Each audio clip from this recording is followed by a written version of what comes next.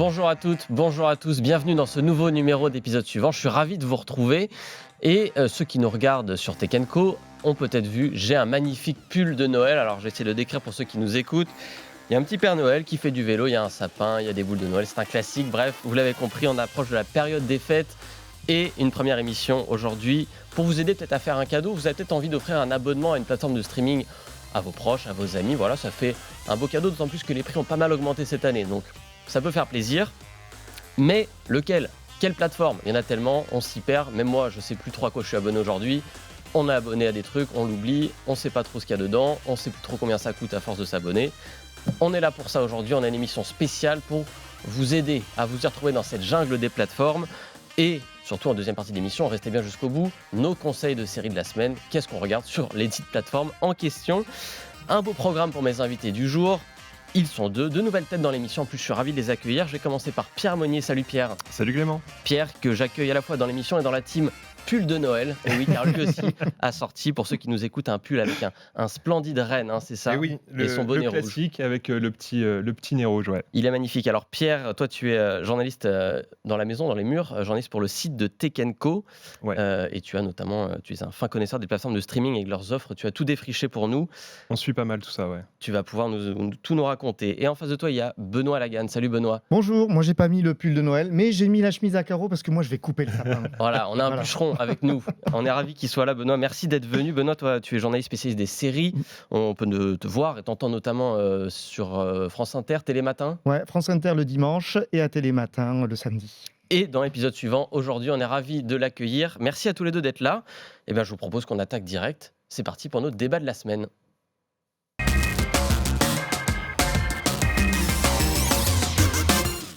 Je le disais, donc c'est Noël qui approche, l'occasion d'offrir un abonnement à une plateforme de streaming à ses amis, à sa famille.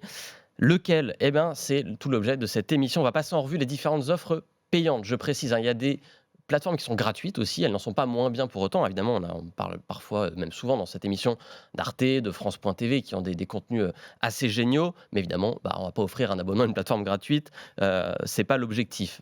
Les plateformes payantes, il y en a plusieurs, et la principale, c'est Netflix. Évidemment, le géant du streaming qui est un peu le pionnier, même on peut le dire, qui est arrivé en France il y a plusieurs années maintenant, qui est bien établi, qui domine ce marché et qui n'arrête pas de faire évoluer ses tarifs. Alors encore récemment, là, en préparant l'émission, ils ont encore bougé les tarifs. On a revu la préparation avec la disparition d'une offre, la disparition de l'offre essentielle.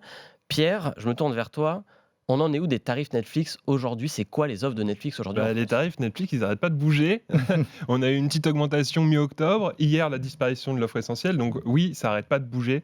Donc là, aujourd'hui, si on veut s'abonner à Netflix, on peut partir sur une offre avec pub, 5,99 € par mois. C'est l'offre la moins chère. C'est l'offre la moins chère pour accéder au catalogue Netflix. Et désormais, il faut payer un petit peu plus cher pour se passer des pubs. On est à 13,49 € sur l'offre standard. Et puis, si on veut profiter d'une résolution 4K, là, on passe à l'offre premium, 19,90 € par mois. Donc effectivement, on est quand même assez loin des tarifs quand Netflix est arrivé en France, qui étaient des tarifs pour la plupart sous les 10 €. Ouais, on avait fait pas mal de comparatifs à Tech & Co et on s'était aperçu qu'il y avait des hausses de plus de 60% sur certaines offres, notamment sur la premium qui a été celle qui a le plus fortement augmenté, parce qu'on s'est dit, si les gens veulent payer plus cher pour la qualité, on va un petit peu en jouer, et c'est par là qu'on va taper des augmentations. Ouais. On en a parlé d'ailleurs sur ce plateau de la nouvelle stratégie Netflix qui vise une rentabilité plus régulière, qui a perdu des abonnés, qui les regagne maintenant en empêchant le partage de comptes. Donc les tarifs, Pierre, tu nous les as donnés. Benoît, Netflix, on l'a dit, pionnier du streaming, c'est eux qui ont un peu tout changé. Est-ce qu'aujourd'hui encore, c'est une plateforme pour laquelle il y a un intérêt à s'abonner ? Est-ce que ça reste une plateforme où les contenus, on connaît les grosses séries, mais est-ce que ça vaut le coup de payer, comme Pierre l'a dit, peut-être 14 voire 20 € par mois pour cette plateforme ?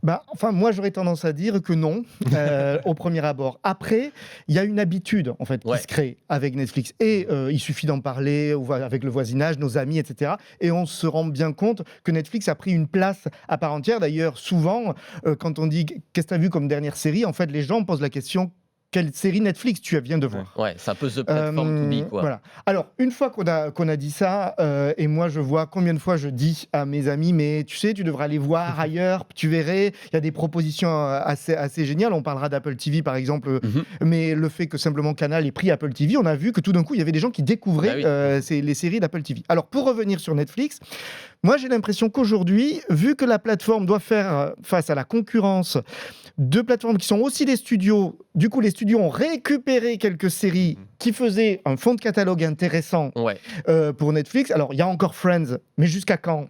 C'est l'éternelle question. Ça pourrait ne pas durer. Avec l'arrivée de Max bientôt, il se pourrait que ça disparaisse. Donc aujourd'hui, à ce prix-là, on a quoi sur Netflix ? Hormis les créations originales Netflix, qui pour moi sont pas inintéressantes, mais sont pas encore avec tant d'années d'expérience. Si indispensable que ça. Mais si indispensable. Et puis surtout, on n'a pas encore très bien compris. À part le fait que si on veut des séries de braqueurs, on en a. Si on veut des séries avec des teen series, on en a. Ou des mini-séries historiques. Grosso modo, là, on a vraiment des lignes assez claires. Si on aime ces gens-là, eh bien Netflix, pourquoi pas. Mais après, on est rarement surpris par ce qu'on voit. C'est-à-dire que, oui, alors il y a toujours de belles séries qui arrivent ici ou là, mais avec la fin de The Crown, est-ce qu'on va avoir de grandes sagas On en a parlé dans un précédent numéro d'épisode suivant, quid de la presse The Crown pour Netflix, qui était un peu la dernière série phare et identitaire de Netflix. Donc je dirais que la plus-value de Netflix aujourd'hui, elle est peut-être, et c'est pas anodin quand même, sur ces séries de pays dont on connaît peu les productions. Les séries coréennes, par exemple, c'est vrai qu'ils font un vrai boulot, mais les séries turques, les séries israéliennes, peut-être un bémol sur les séries francophones. Je trouve que moi j'aimerais beaucoup plus de séries québécoises, par exemple, quand on connaît la profusion de séries québécoises, il y en a peut-être, on pourrait en avoir plus sur Netflix, mais au moins, peut-être que c'est la plateforme où il faut aller si on est avide de découvrir ce que fait le reste du monde. Finalement, la ligne de Netflix, c'est aussi la quantité, c'est-à-dire que c'est peut-être celle qui propose le plus de choses, et forcément, plus il y a de choses, plus il y a de chances qu'on s'y retrouve quelque part. Ouais, mais plus on se noie aussi. Mais plus on va passer 1 heure à chercher ce qu'on va regarder le soir. Après, Netflix, il joue aussi beaucoup sur tu l'as dit, c'est les pionniers. Si tu prends quelqu'un dans la rue, tu lui demandes c'est quoi, cite-moi une plateforme de streaming.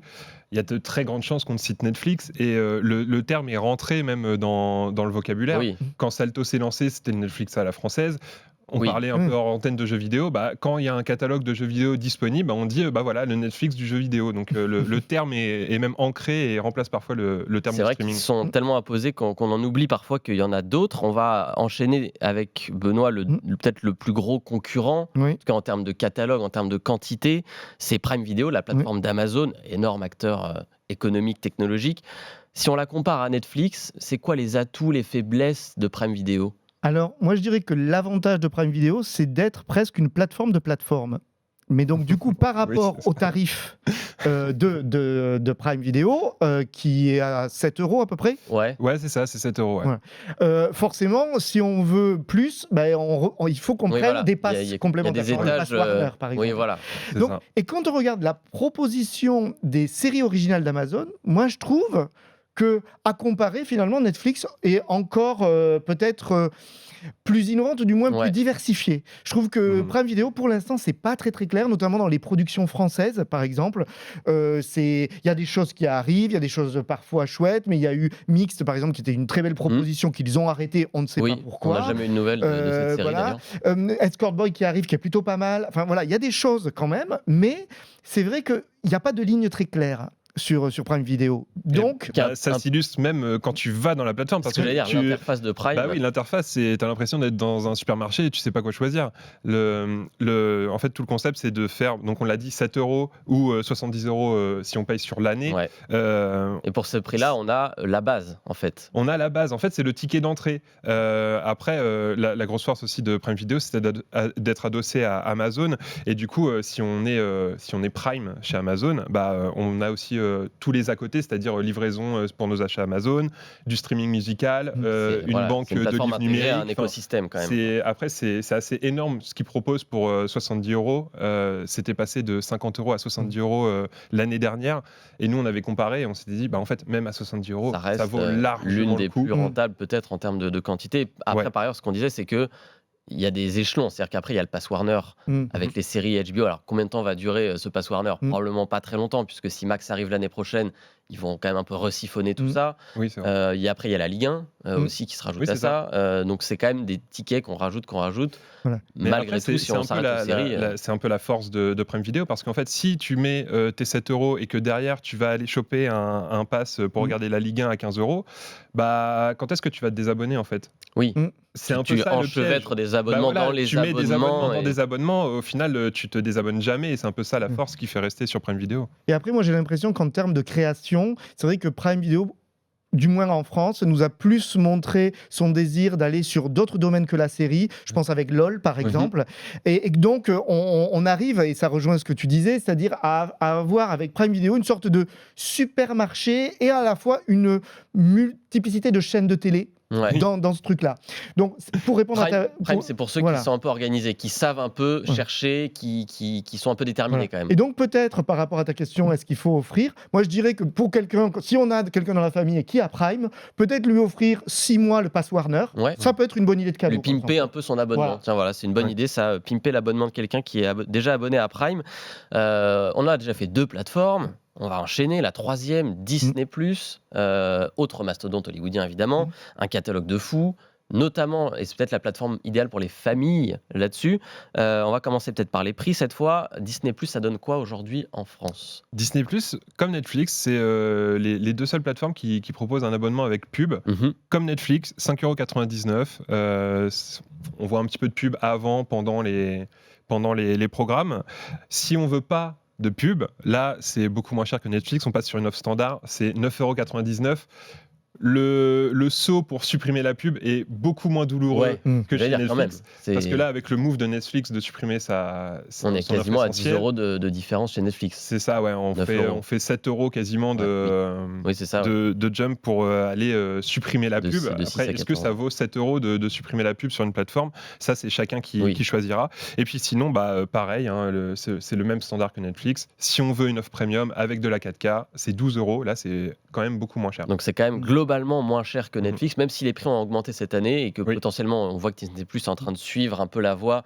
Les propos du patron de Disney+ sont assez clairs. Il faut que cette plateforme gagne de l'argent. C'est pas le cas aujourd'hui. Ils en sont même assez loin.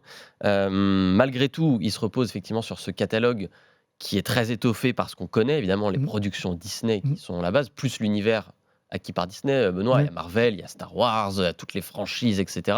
Mais ça va un peu plus que ça va plus loin maintenant. Oui, c'est-à-dire que si on considère que typiquement Netflix, c'est la bonne plateforme pour ceux qui veulent découvrir les séries du reste du monde, eh bien Disney, si on est toujours un grand amateur de séries, parce qu'on est rentré dans les séries par les séries américaines notamment, alors c'est sans doute la plateforme qu'il faut avoir, puisque c'est Disney, certes, mais c'est pas que Disney, c'est des chaînes de télévision. Parce qu'en fait, ce qu'on oublie souvent de dire, c'est que Disney, aux États-Unis, depuis les débuts de la télé, c'est aussi des chaînes. Des chaînes ABC, de télé, bien sûr. Aujourd'hui, c'est ABC, c'est Fox, c'est FX. Enfin, c'est un énorme catalogue. Du coup, c'est pour la famille, idéalement, mais c'est pas que pour la famille. Disney, c'est la vitrine. Voilà. Mais... Et moi qui suis d'une génération née aux séries parce que j'étais biberonné aux séries américaines, pour moi, à titre très personnel, c'est la plateforme que je préfère.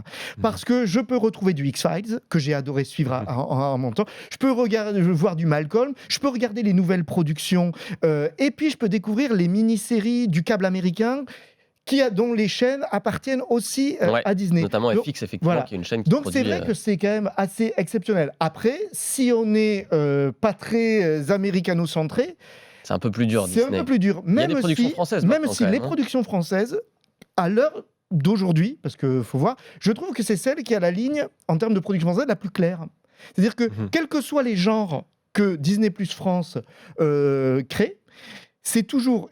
Notez bien, il y aura toujours un peu une famille dedans, une histoire de famille dedans, qu'elle soit dramatique, qu'elle soit une sitcom, voilà.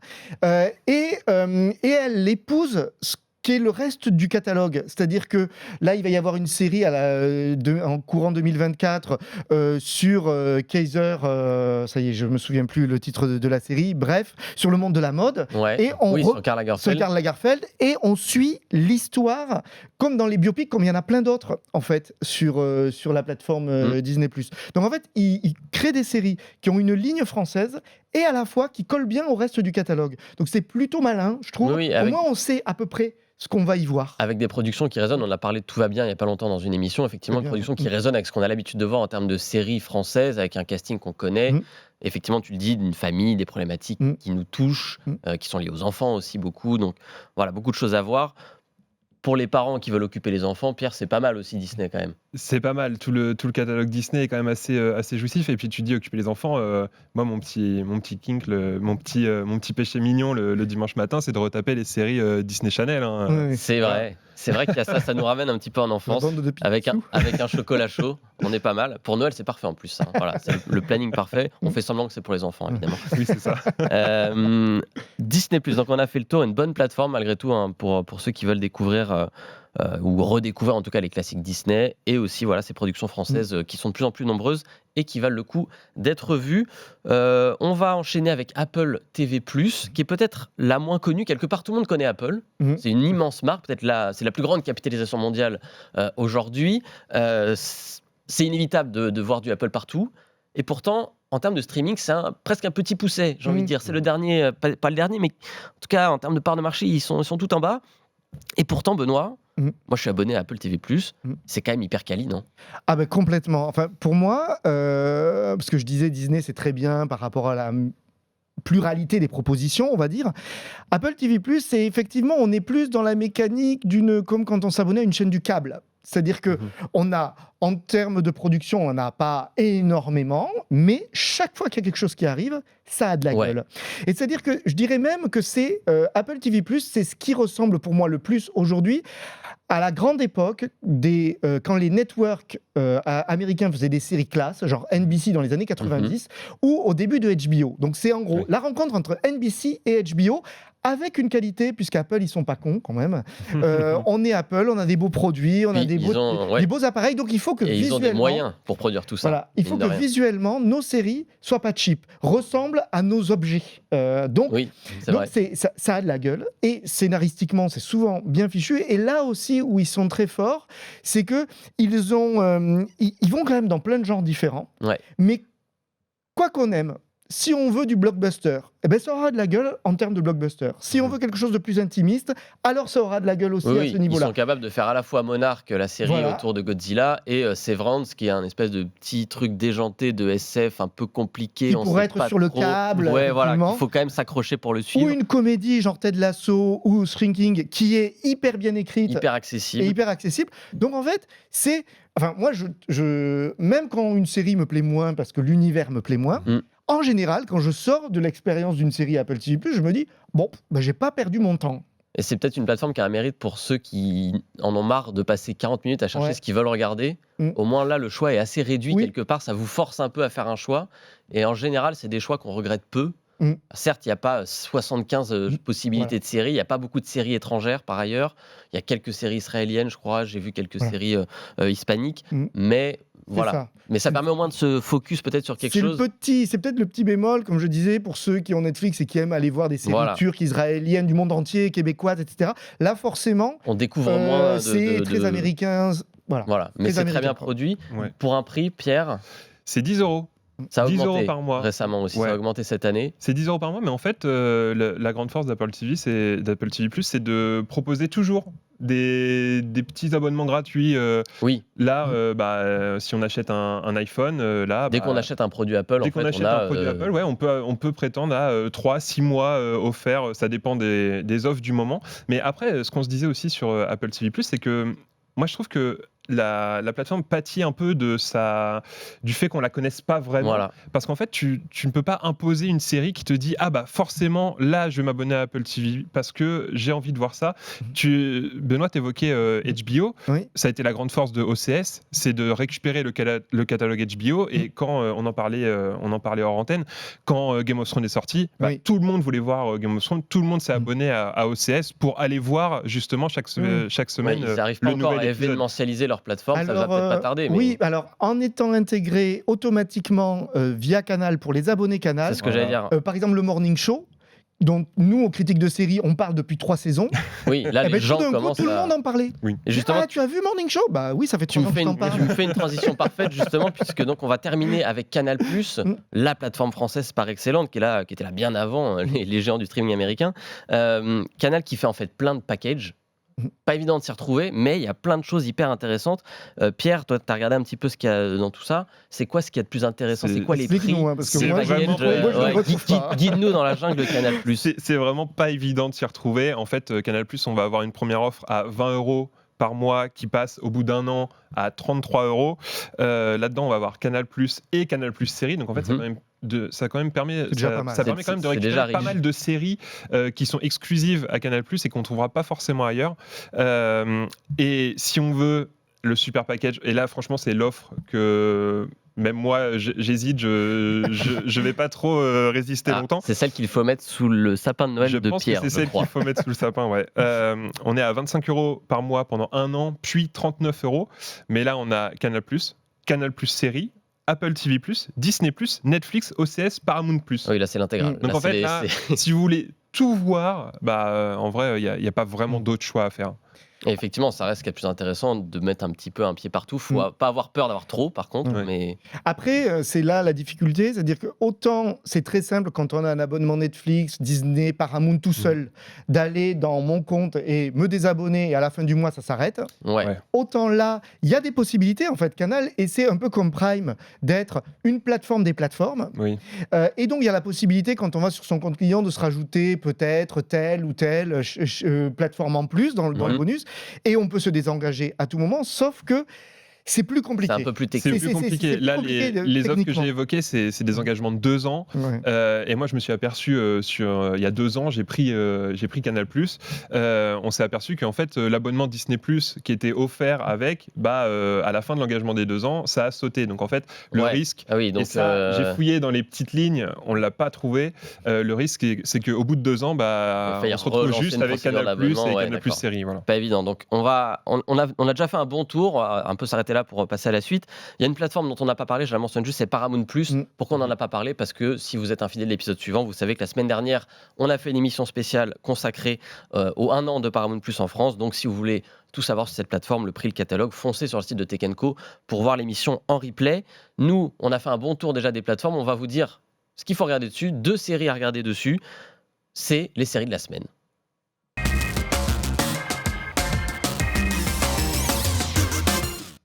Maintenant que vous savez ce que vous allez offrir comme cadeau de Noël sous le sapin, qu'est-ce qu'on regarde dessus? On va commencer par une série sur Netflix, Pierre. C'est pas une série Netflix à la base, c'est une série que Netflix vient de récupérer, qui rentre dans son catalogue et qui t'avait particulièrement marqué. C'est Preacher, c'est ça? C'est Preacher, ouais. C'est sorti en 2016 sur AMC. Ça a été diffusé en France par OCS. Et depuis fin septembre, c'est dispo. Les 4 saisons sont dispo sur Netflix. Le point de départ, c'est un prêtre. Le titre fait assez bien son job pour ça. C'est un prêtre, Jesse Custer, qui reçoit un étrange pouvoir, Genesis, qui est un peu la voix de Dieu. Okay. Avec ça, il peut imposer la volonté suprême à quiconque. Un truc un petit peu dangereux. Le problème, c'est que Jesse Custer, qui est interprété par Dominic Cooper, on l'a vu dans quelques films Marvel, c'est la version jeune du papa de Tony Stark. Tout à fait. Voilà. Ça fait du mécanisme pour retrouver le visage. En fait, son problème, c'est qu'il est un peu dans une crise existentielle. Il ne sait pas vraiment comment guider ses paroissiens. Il ne sait pas trop s'il doit rester prêtre, s'il doit retourner à sa vie de criminel d'avant. Et pour compléter le trio de personnages, on a un vampire, Cassidy, qui est joué par Joseph Gilgun. Joseph Gilgun, ça a été un peu moi ma grosse surprise de Misfits. C'est le personnage qui est arrivé un petit peu en fin de série parce que l'acteur principal s'était barré. Et l'autre personnage, c'est un personnage féminin, c'est Tulip O'Hare, qui est l'ancienne petite amie du prêtre, qui est jouée par Ruth Negga. Alors, il faut préciser que c'est des très très bons acteurs tous. Cassidy dans le côté délirant, Tulip O'Hare dans le côté femme un petit peu meurtrie qui veut récupérer son amour mais qui se fait un petit peu refouler tout le temps. Même Dominic Cooper, il joue très très bien ce mec qui ne sait pas trop où aller dans sa vie. Ouais. Moi, ce qui m'a beaucoup plu, c'est qu'en fait c'est une adaptation d'un comics de DC Comics, donc c'est sur le label Vertigo, le label adulte de Batman et Superman. Ça a été écrit par Garth Ennis, dessiné par Steve Dillon. Garth Ennis, si je me trompe pas, on le retrouve dans The Boys. Exactement. Voilà. Donc si vous avez aimé l'esprit de The Boys, un peu irrévérencieux, un peu trash, très irrévérencieux, un peu dingue, un peu violent, parfois gore, bah là on s'y retrouve. Si vous avez aimé The Boys, bah là c'est plus la critique des super-héros, c'est la critique de la religion aux États-Unis. Donc c'est mon petit conseil du jour. Preacher, donc c'est 4 saisons à voir sur Netflix, ça vient de débarquer dans le catalogue. Et notre deuxième reco, je me tourne vers toi Benoît, non sans une certaine joie, puisque tu vas nous parler de la saison 4 de For All Mankind, c'est sur Apple TV+. Et quand tu m'as proposé ce choix pour ta reco, bah, j'ai un peu bondi au plafond, on va pas se mentir. Moi, je vais être dithyrambique. Je vais laisser Benoît en parler. Je vais vous dire une chose, c'est pour moi la meilleure série des 5 dernières années, ni plus ni moins. Je te laisse la parole. On n'est pas loin d'être d'accord. Parce que effectivement, on pourrait parler de la dernière saison, la saison 4. Je vais en dire un mot. Qui est en cours de diffusion. Qui est en cours de diffusion. Je vais en dire un mot. Mais puisqu'Apple TV+, personne n'y va. Allez-y. Allez-y. Voilà. Et vous avez 3 saisons déjà disponibles et donc la 4e en cours. Alors, pour pitcher For All Mankind, imaginez, nous sommes en 1969, tout le monde s'apprête à voir le premier pas sur la Lune, For All Mankind, pour toute l'humanité. Donc, les Américains s'apprêtent naturellement, on connaît l'histoire, à mettre le premier pas sur la Lune. Sauf que, badaboum, ce n'est pas les Américains, mais les Soviétiques. À partir de là, toute l'histoire change. Alors, c'est de l'Uchronie, on sait ce que c'est que l'Uchronie, le maître du Haut-Château, par exemple, on sait ce qu'ils ont fait. On revisite l'histoire. Sauf que souvent, dans les Uchronies, du moins en série, quand on revisite l'histoire, c'est pour faire quelque chose d'extrêmement sombre. Oui, ça se passe très mal. Or là, ce qui est juste intéressant, et qui est passionnant, c'est de se dire que, certes, les choses vont changer à partir de cette donnée de base. Les Soviétiques mettent le premier pas sur la Lune. Qu'est-ce que ça change ? Est-ce que ça peut changer en pire ? Est-ce que tout d'un coup la guerre froide va s'accélérer et que donc les blocs vont s'opposer ? Ou est-ce que, de façon pragmatique, on va finir petit à petit par s'entendre ? Et qu'est-ce que serait la vie, puisque la saison 4 est en 2003 ? Qu'est-ce que serait la vie en 2003 à partir du moment où ce postulat a changé ? Et c'est là où For All Mankind est passionnant, puisque esthétiquement, on est vraiment dans les grandes sagas de l'espace. Ouais, c'est très beau, par ailleurs. C'est pas cheap du tout. Pas du tout, du tout. Ronald D. Moore, qui est le créateur de For All Mankind, il a quand même travaillé sur Battlestar Galactica, sur Star Trek Deep Space Nine. Non, enfin bon, il sait faire. Ça le connaît, L'espace, ça le connaît. Mais ce qui est intéressant du fait de ces séries qu'il a pu signer jusque-là, c'est que là, souvent quand on regarde Star Trek, on est dans des années très lointains dans le temps, et on se dit, mais comment ils en sont arrivés là ? Ouais, et ben voilà, c'est tout le propos de For All Mankind. C'est ce qu'explique For All Mankind, tout en étant très proche de notre temps. Donc c'est à la fois ça, et à la fois notamment la première saison, on est dans quelque chose à l'esthétique de Mad Men, par exemple, donc avec quelque chose de vraiment très, très léché. Et ces personnages sont passionnants à suivre, et alors, on pourrait se dire, c'est un peu rébarbatif, chaque saison nous fait un saut dans le temps, donc chaque saison une décennie. Et donc nous sommes en 2003, cette fois-ci, et ils inventent un truc que jusque-là, ils n'avaient pas traité, puisque Mars et... on va un peu spoiler. Voilà. Globalement, ça accélère énormément le fait que les Soviétiques, la course à l'espace... Mais bien sûr. Et encore renforcée, on ne s'arrête pas à la Lune, au contraire. À partir du moment où les Soviétiques ont mis le pied sur la Lune, alors les Américains, il faut aller plus loin. Donc il faut envoyer des femmes dans l'espace, il faut aller sur Mars plus vite, etc., etc. Donc on en est là. Et là, ce qui est passionnant, c'est que cette saison, j'en dis pas plus, nous réinvente le conflit social sur Mars. Ouais, c'est assez... Et du coup, on a l'impression d'être dans les mines américaines, l'opposition entre la Silicon Valley d'un côté et les mines que l'on ferme au fin fond des États-Unis, mais sur Mars. Et c'est assez passionnant, en fait. Moi, on va conclure là-dessus, c'est que For All Mankind, c'est un bon mélange d'aventure. Il y a vraiment tout ce côté spatial, le fait de lever la tête vers les étoiles, d'inspirer, etc., avec des personnages, des hommes, de l'humain vraiment très, très fort. D'où l'humanité du titre. On est vraiment tous ces personnages qui évoluent au fur et à mesure des années, qui sont joués par les mêmes acteurs par ailleurs, qui sont grimés, c'est peut-être un peu le seul truc un peu kitsch. Au bout de 40 ans, l'acteur qui en avait 40 et qui joue, il y en avait 30 qui joue quelqu'un qui a la bonne cinquantaine. Père Fouras, là. Voilà, il fait un peu Père Fouras, mais au-delà de ça, ça reste très humain, très intéressant, et ça pose beaucoup de questions. C'est une sorte, moi je dis c'est une espèce de Game of Thrones dans l'espace, par ailleurs ça malmène, parce que ça malmène beaucoup les personnages aussi, c'est une saga qui prend pas de gants parfois. Ça se passe dans l'espace c'est dangereux. Voilà, donc regardez For All Mankind, s'il vous plaît. Voilà, on vous supplie. Voilà, vous ne serez pas déçus. Satisfait. Vous pouvez offrir. Voilà, offrez Apple TV+ pour Noël pour que les gens regardent For All Mankind. Offrez d'autres plateformes. Offrez des séries. Regardez des séries, c'est vachement bien. C'est le credo d'épisode suivant. C'est la fin de cette émission. Merci Pierre, merci Benoît. Merci Clément. D'avoir décrypté le monde des plateformes avec moi cette semaine. Joyeux Noël à tous les deux. Joyeux Noël à tous ceux qui nous écoutent. Il y aura une belle émission spéciale Noël quand même la semaine prochaine avec encore plus de décors, encore plus de pulls de Noël, je l'espère. C'est ma religion à moi. Je vous souhaite à tous une bonne semaine et je vous dis, moi, au prochain numéro. Ciao.